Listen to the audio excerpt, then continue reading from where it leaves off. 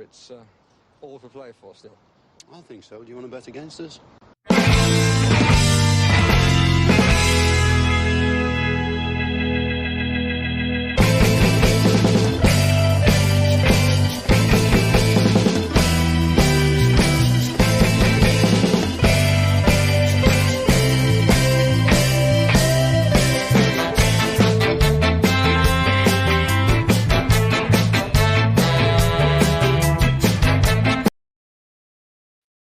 Hi, villains, and welcome to For the Love of Paul McGrath podcast. Hope everyone's doing well on this fantastic Sunday, the 29th of October, as Aston Villa are about to take on Luton in the Premier League. It's a game I think we're probably all looking forward to after the great run Aston Villa are on, specifically the run at home.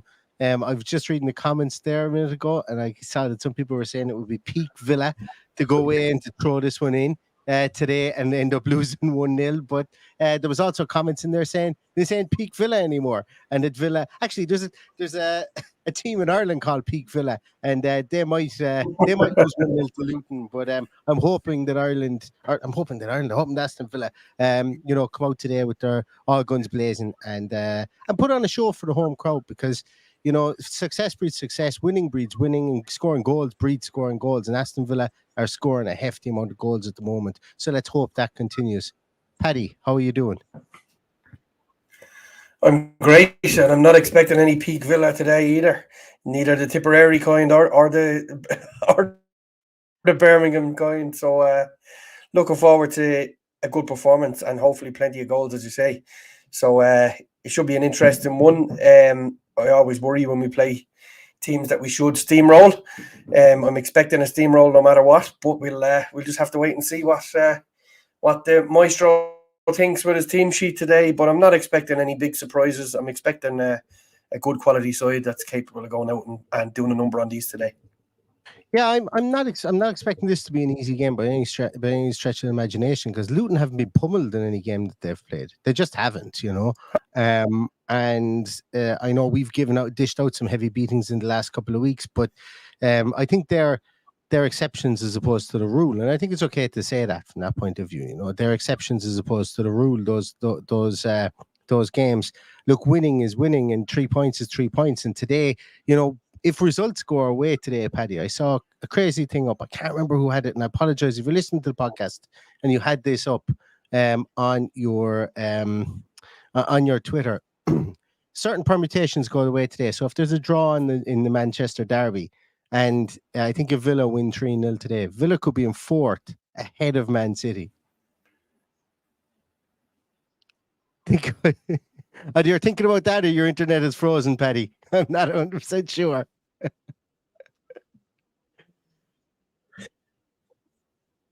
I think I have an internet issue. I'm going to go out again and come back in. No bother. Yeah, I'll see you in a second there, Paddy. That's no problem.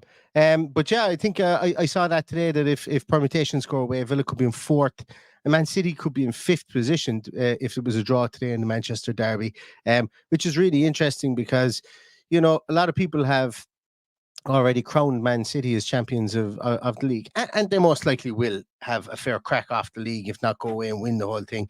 Because of the quality of the squad that they have. So it's but at the 10 game mark, the quarter post, I suppose, of the league, if that was to occur, I think it would be quite a funny situation. Aston Villa in fourth, Man City in fifth. But look, as I say, there's a lot of permutations that need to happen for that to happen today. But Villa will obviously be brimming with confidence going into this game against Luton.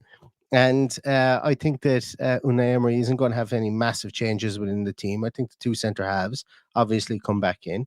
I think that the biggest area of discussion will be who plays in that left-hand side role. Is it going to be Bailey? Is it going to be Zaniolo? Does he completely change it all up again and go with three at the back? Does he do that three at the back as well? And then you've got Digne and Cash, and then it kind of takes out the necessity of having that specific Zaniolo / Bailey type player. So they're probably the three permutations that we're going to see here without Jacob Ramsey being in the squad yet. So yet it will kind of the the conversation will kind of circulate around that Zaniolo Bailey axis, or whether it's a 4 at the back or a 3 at the back. And I think, we've only got less than a minute before we do find that out. I'm just going to come to one of your some of your comments there as well. Adam says, I'd prefer Man United to lose so we can go 7 points above them. Yeah, I'm going to say it right now. I prefer Man United to lose every single week that they play. So it's so that's that's my take on that one for sure. Jordy Villain says we're going to struggle versus Luton. I mean, no disrespect to them, but we're on a different. We're not going to struggle, he says, but we're on a different level to anyone they've played in the Premier League so far, even Spurs. Just switched Diaby for Luis in my fancy Premier League, so Moose is going to get a hat trick.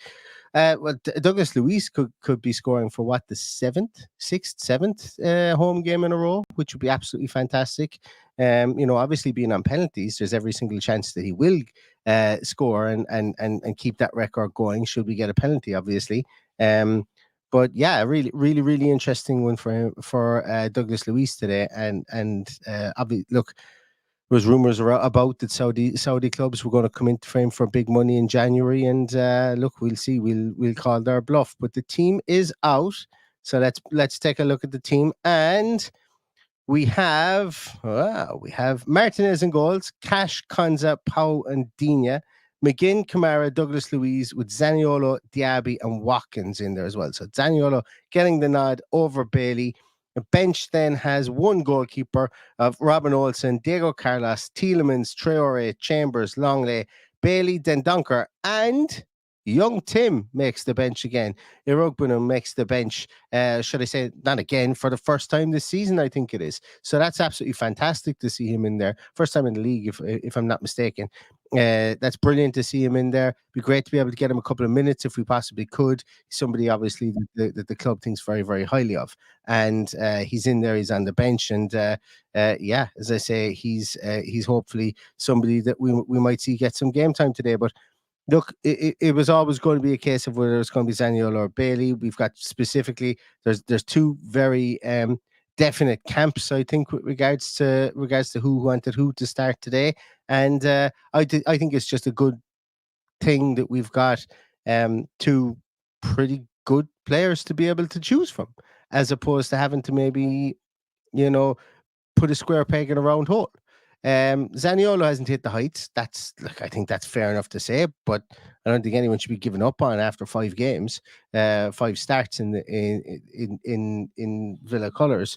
There's a hell of a lot of players. If we did that, we wouldn't. They wouldn't even be in this team that we see out here now at this moment. So I'm not surprised that he's starting. Maybe Leon Bailey is preferring this new role of coming off the bench and dealing with players that are maybe a bit leggy at the 60-minute mark. And he scored goals doing that this season as well. If we found ourselves our own Ole Gunnar Solskjaer who can come on and get important goals or get goals to kill off teams, well then absolutely, they're worth their weight in gold. And Bailey will get his chance to start. And I know I haven't looked at the comments here after we popped up the team sheet, but I presume some people are going to be annoyed that Bailey isn't starting over Zaniolo and so on. But the method to the madness there is that maybe Bailey has found his niche within the team and is better coming off the bench, and he's more confident coming off the bench. Maybe that's something that has been discussed. Paddy is back. I wonder, can he hear me this time, Paddy? You got me? I can hear you. Can you hear me? I got you loud and clear this time, Paddy. Yeah. Excellent. Good news. Strong team. Yeah. Good to see young Tim back on the subs bench. Sure. I see people already having a meltdown about Duran, who we know is carrying a knock. So we just got to let that go and look. We have Bertie and Bailey in there if we need to call on them to change the game. But I'm absolutely uber confident looking at what we have out there and well capable of going and winning this well. I think so too. And like as I say, when I say winning this well, I think this could be a 2-0 Villa. I'm never likely to go and say that we're going to batter any team, because I think that's disrespectful to any team in the Premier League. But I think that this team is more methodical, and I think that when opportunities are opening up for them this year, they're taking them. In previous iterations of this team, like I suppose even last year, we were winning 1-0, we were winning 2-1, we were winning 2-0 at times in games under Unai Emery. And I think what we were doing is we were being methodical, and we weren't taking the chances that afforded themselves after we gotten ourselves into decent positions. Now what we're doing is we're more comfortable as a team. There's more cohesion there. The system is known inside out, I feel, by every single player, which is hugely important in this team. And I think that, if Villa went 1-0 up and the opportunities come, I think that they will take them. And that's been, I suppose, a staple of Villa's play this season, Paddy, if I'm not mistaken. Like, we rarely lose leads. Neil, I'm going to contradict you a little bit. And after 13 years of other clubs not giving a shiny shite about Aston Villa, I couldn't give a shiny shite about disrespect. We need to be going out there and winning this well, and winning it to 0 today. And just to back up the back, we've had some great results against great teams. These are a poor team. We need to go and put them away. We do need patience, because it will take time to go and break them down. They will put up a resistance. Hopefully we can break that resistance early. If we break the resistance early, we'll break it often. And I'm predicting a 4-0 win today. Excellent. I'll definitely take that. Here is the Luton team, and they've done me the solid again, as always, of putting them in their positions. Kaminsky in goals. Kabore and Osho are the two full backs. Oh, well, actually, Osho might be playing a centre half. Kabore, Osho, Lockyer, and Mengi, with Doughty in the right-hand side, or on the left-hand side. That's where he's mostly played. With Nakamba and Barkley, and then Brown, Morris, and Ogbene then make up their well, I presume it's going to be Nakamba, Barkley, and Brown, with Morris and Ogbene then playing up top in a kind of a 5-3-2 formation, was what I would say there. Don't know a whole pile about Osho, but just to, as I say, that there was a lot of talk about them going a 3 at the back in this game. They've fluctuated between the 4 and the 3 over the course of this season as well. Their substitutes bench is Tim Krul, Collie Woodrow, Adebayo, I'm very surprised isn't starting there. Chong, Mpanzu, Giles, Andros Townsend, Johnson, and Luker are their bench as well. So they've got a spattering of experience there. Tim Krul, obviously, is a sub goalkeeper. Andros Townsend, and Panzu came up through the leagues with them, and Collie Woodrow has had time with Fulham and Barnsley and a couple of other teams there as well, and scored goals. With Adebayo, I'm very surprised Adebayo hasn't played this game, because, as I say, I think that he's been a big plus point for them this season. But hey, that's a plus point for us. I think that he's not playing. Yeah, absolutely a plus. Most likely kept in reserve if they go and change the game and they switch to a back 4. He'd be the one that you would think would come off the bench in order to try and mix it up. Look, there is a splattering of experience. A lot of that is on the bench. So it's a strange one. I would have played him. I would have put Andros Townsend in there for the sheer fact he always has a great game against us, as does Chong, who's only played a couple of games against us, but has played very well. Former Blue Nose as well, of course. Yeah, and then Tim Krul, I don't know what he has to do to get in there, because I think he's a much better goalkeeper than what they have in there. So I'd much rather have those players in reserve than what's on the pitch. And I presume the question I'm going to ask you next, the answer is nobody, but is there anybody in that team that gets into ours? Oh, Ross Barkley, just to throw the cat among the pigeons. No, well, no, I don't think there is. I don't think there's anyone even close to it. Not even on the same page. If we were taking in an emergency loan, would one of them be in our team? And that's why I fully expect us to go and pulverize them today and have them completely on the back foot and just watch as they attack us from the off. Like, if Adebayo was starting there, I'd make a case for him to be somebody who could come into this team and play in that in a role beside Ollie Watkins. I'd make a case for it. I really like him. I really like him as a player, but he's not. And you said in that starting team, so then there isn't anybody. I think that would be there within that squad. I did have a quick laugh at this, by the way, just about the Duran stuff. Richard Noah says, Duran has gone to Knock. I didn't think the airport would be open. Knock is a place in Ireland for anybody who doesn't know. Yeah, so I was having a laugh at that as you were talking. Yeah, I like as I say, Aston Villa at home.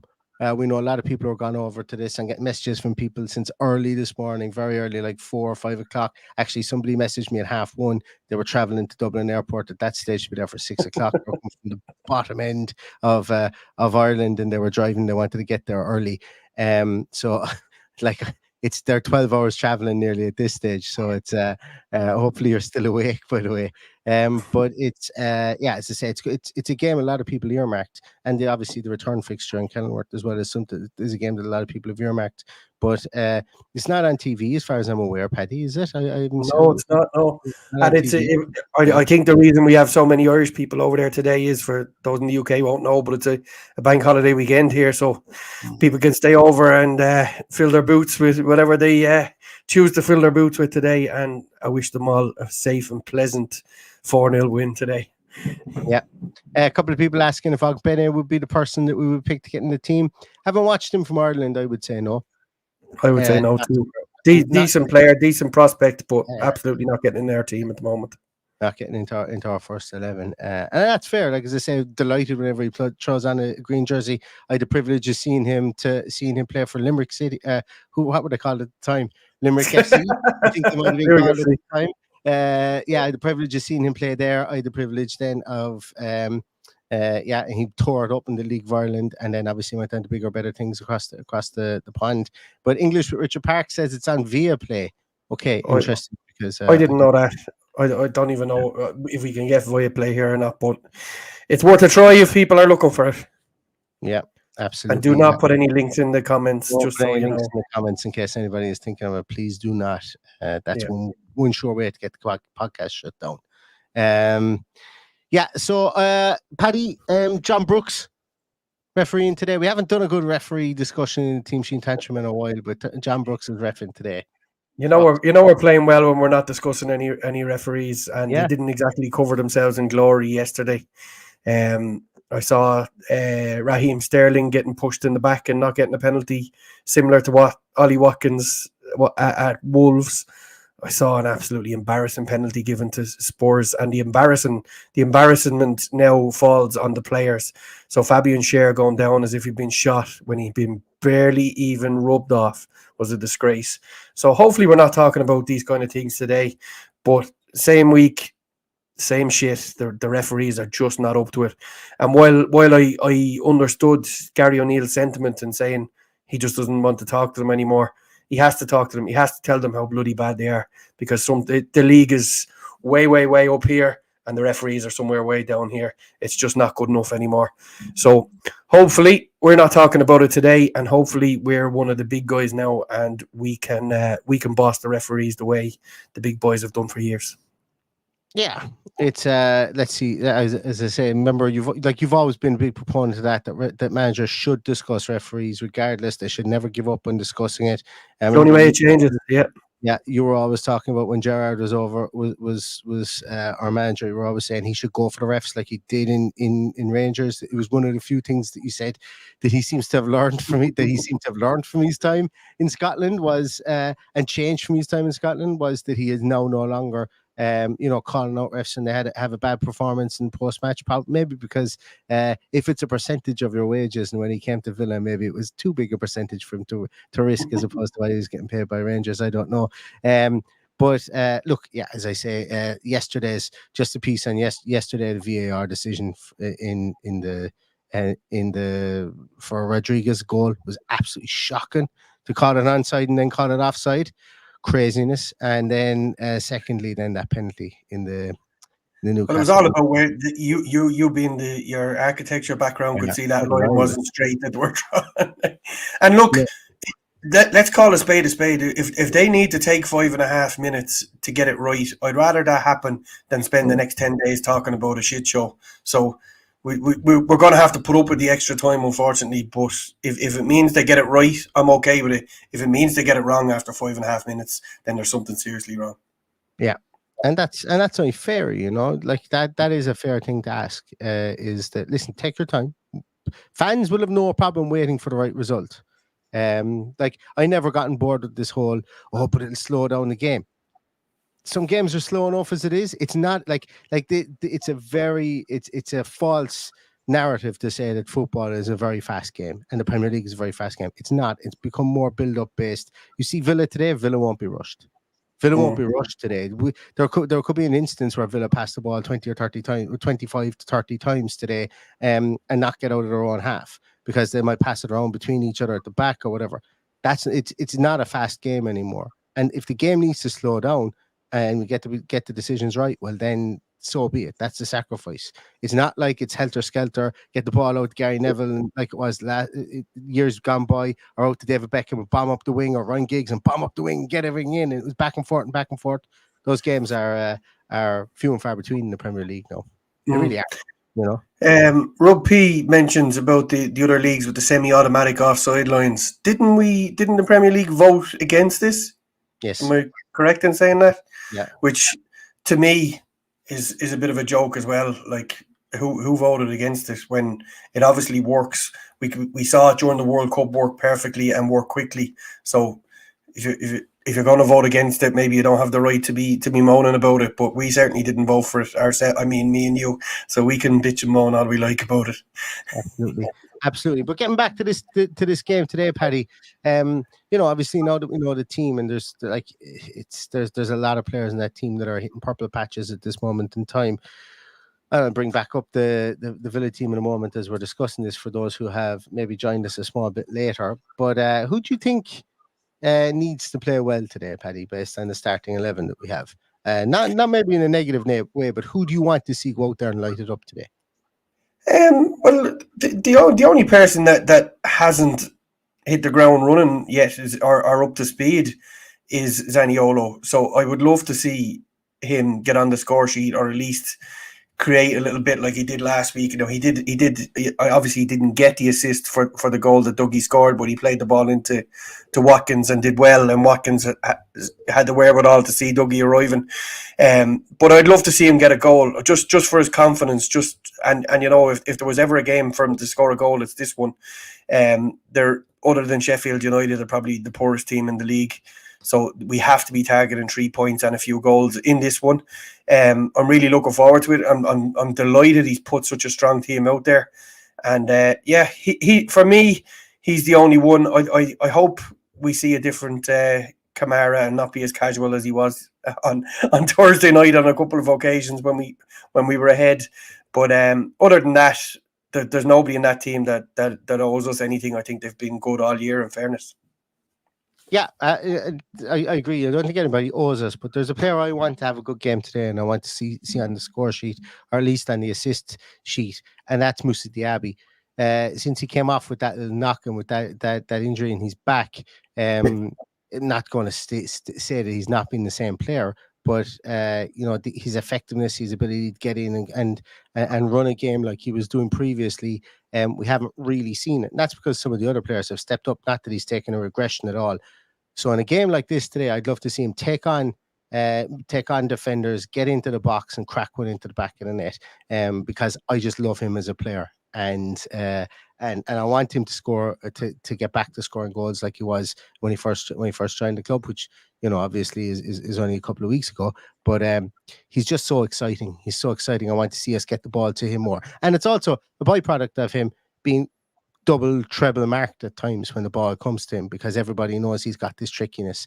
Alkmaar tried to do it during the week, and that created a load of space for other players. So yeah, I want to see him. I want to see him. The beauty of that now is the only other time we had players double and treble marked was Jack Grealish, but we didn't have the quality around them to go and make use of that space that was being created. Now we do. Now we have the facility to bomb on and get the midfield support, and as we saw with Dougie Luiz arriving for that goal last week. So there is absolutely an outball everywhere else, and it's because of the tight marking that Diaby gets, I'm okay with that. He is doing his job as we see fit, and it will come from him. He's definitely up to the pace. He holds the ball up well. His passing is good. He probably doesn't get enough action in the box itself, but I think that will come. I think it will come for Zaniolo. I'm really, really hope Zaniolo. Look, I'd love to see that both of them get on the score sheet today, and Watkins for that matter, because once our strikers are scoring, we're in good form, and they'll have belief in themselves to go and score on a regular basis. Yeah, I agree with that. And I'm really enthused by this front three. I'd still be enthused if Bailey was in there. I'd still be enthused if Tielemans had gotten that start up top with Watkins, and if Diaby had pushed back a small little bit, because of what I saw from Tielemans and Bailey during the week against a really good team, a good team that's well structured. And I think this team, Luton, they're well structured. You mentioned, we spoke about the players that they have. And it's not being derogatory by saying that we've got a better 11 than them, but their structure is really good. They've got a good manager that is well able to lay out a team. They may not get relegated this year. I certainly am not one of the people who thinks that they will absolutely get relegated this year. I think they might have enough about them from a coherency point of view, and they might limp their way to January and make one or two decent signings. As I say, they've been very kind of I suppose tight with the purse strings because they're a club that lives within its means, and they know they've got to get their stadium up to spec sooner rather than later. They do. So a lot of the money they get would be pumped into that, and probably pumped into the infrastructure of the club, which is smart. But I think maybe if they were to get one or two defensive signings maybe and become a bit more coherent, and a couple of 0-0 draws here and there will never go astray for teams down the bottom of the league. And I think that they could certainly stay up, because I like Rob Edwards as a manager, and I like what he's done with Luton, and I like the structure that he brings to them as well. So it's going to be interesting to see, because we could struggle to break these guys down in the first 20-30 minutes or even the first half of this game.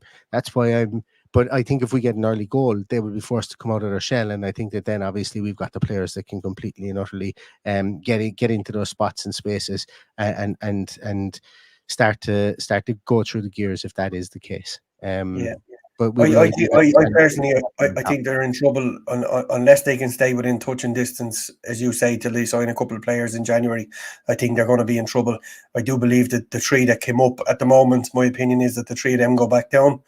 So it's going to take a monumental effort, and let's face it, they have a great coach in Rob Edwards. He was well sought after when he went to Luton, and he will be after he leaves. Also returning to Villa for the first time, I think, since he played back in the day. So hope he has a good day, but not too good. I hope he enjoys the hospitality, but absolutely not what he wants is getting the 3 points today, because we certainly don't want that. Absolutely. Thank you very much, Matt Hanlon. Thanks a million for that. And also thank you to Danny as well for the super sticker there. Really, really appreciate that, guys. It means an awful lot. It keeps the train on the track for another couple of weeks anyway. And really appreciate that support. So thank you so much. And thank you to everybody who's popped in and left any comment in there at all today. We really appreciate it. And that little community that we fostered around here is it's why we keep coming back. So thanks a million for your time. Before we wrap it up for today, everybody, do you want to pop in your scores? We'll do a quick roundup of your scores. Also, a couple of public service announcements. Wait a minute. Where is my public service announcement gone to?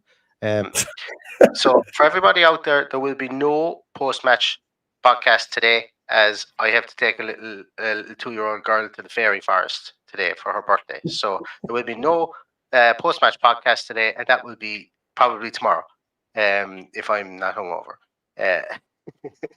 So that's the first public service announcement. And the second public service announcement is, if any of you guys are a fan of AVFC Status watch-alongs, this stream will kick you straight into his lobby to wait for his podcast afterwards. So you don't have to leave after this. Just stay on and you'll be directed straight to AVFC Status. That's a public service announcement from For the Love of Paul McGrath podcast. And while we're on announcements, you may remember I gave away my tickets for today. So I hope Alex Nangrove and his son Ruben, who's 5, who gets his first trip to Villa Park today, has an amazing day. And I hope they can bring home the 3 points for those two guys who are in there today. So I didn't get a chance to email everybody back and say thanks for all the email and messages that I got, but should I not go in the future, I will go back in and pick someone out to take the tickets, because I got some really heartfelt messages. So apologies that I didn't get back to everybody, but I hope Alex and Ruben have a great day today.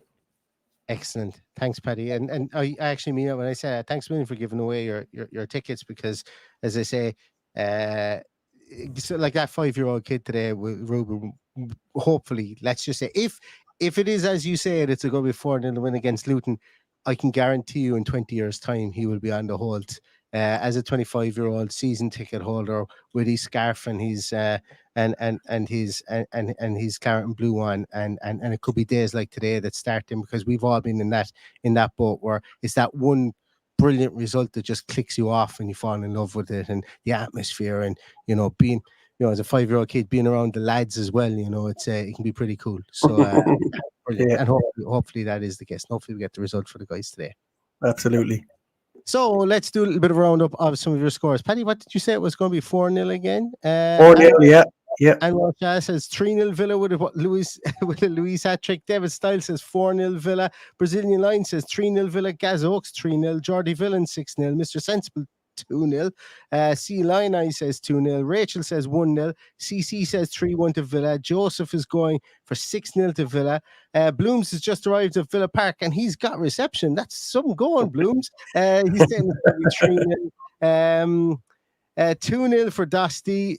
Dicky says 3-1. Tom says 8-0. David O'Dwyer says he'll take a 3-0 win today. Junior Bennett says 3-0. John Steele is going with 2-1. Dream Villain says 5-0. Debbie says 3-0. LJM says 3-0. Frustrating 1-1 says Mark Mitchell, and it could very easily be. Richard Edwards says 3-0 Villa. Tom says 45-0. I wonder is that a typo when you hit the 4 and 5 at the same time. Flange 0027 says 5-0. Mark Kelly says 1-1.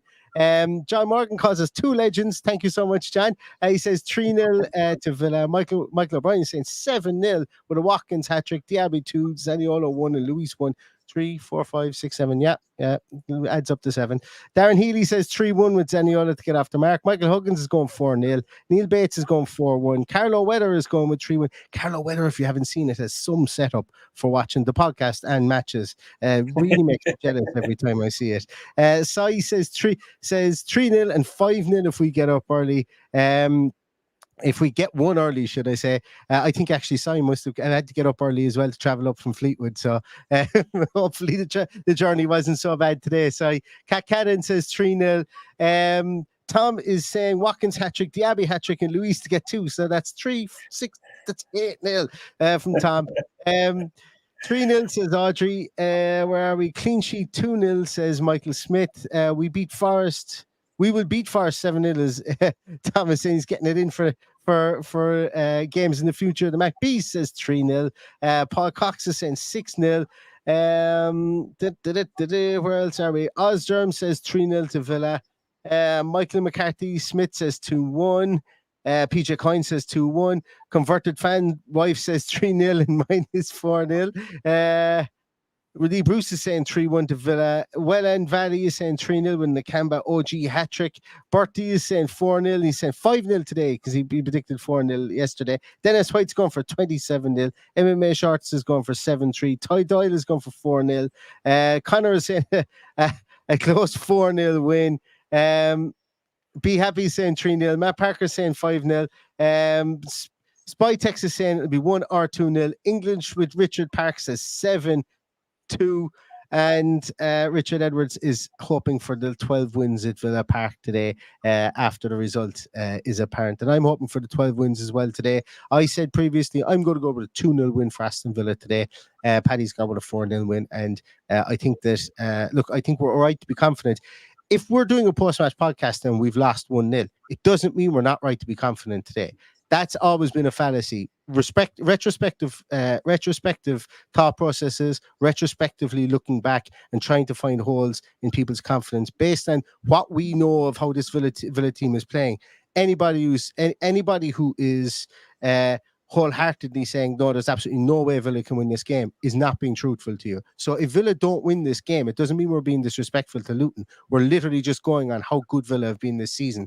And if you can't celebrate that, and you can't think that Villa are going to score 2 goals at home when they've done it, they're averaging 3 goals a game this season already, well, then I think that takes the fun out of it. So even if Villa do lose today, look, be excited about the game right now, and we can be as pissed off as we want about the game afterwards. That's the beauty about the team sheet tantrum, is that this is a positivity zone 9 times out of 10. Now that Unai Emery is here, and it will continue to be, and I fucking love it. So thank you very much, everybody, for being so positive and for being And you just mentioned Alan O'Reilly from Carlow Weather. He's just, if people want to go and have a look, he's tagged us in his setup.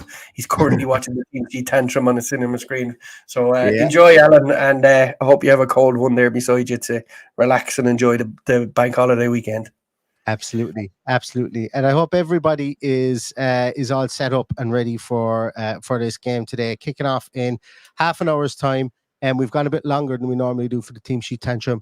I know Dale from AVFC Stato is going to be getting started in his stream in the next moment or so, if he hasn't already started already. At the end of this, when the credits are over on this one, it will kick you directly into his stream. So stay on if you want this, if you want to go and watch along with Dale. As I said, we won't have a post-match podcast directly after this. We'll be back again tomorrow. So I am. Yeah, as I say, I just want to say thanks very much, everybody, for watching, and say a prayer for me in the fairy forest today, because I get scared very easily, specifically around Halloween. So I hope my 2-year-old will be able to keep me from getting too scared and remember my way back out of it again. So that's going to be exciting. Yeah, so thanks very much, everybody. We're going to leave it at that. For anybody who's at the ground, roar your lungs out, enjoy it, and suck the ball into the back of the net for a goal if you can. That'd be absolutely brilliant. And for those watching at home, kick the feet up and enjoy it on this wonderful Sunday. It's a great day to be alive, and it's a great day to be watching Aston Villa. So in the meantime, as I say, we won't be back this evening. We'll be back tomorrow with a post-match podcast. But in the meantime, everybody stay safe, stay healthy, and all that's left to say is up the Villa. Up the Villa. Oh, I've made a ball to that.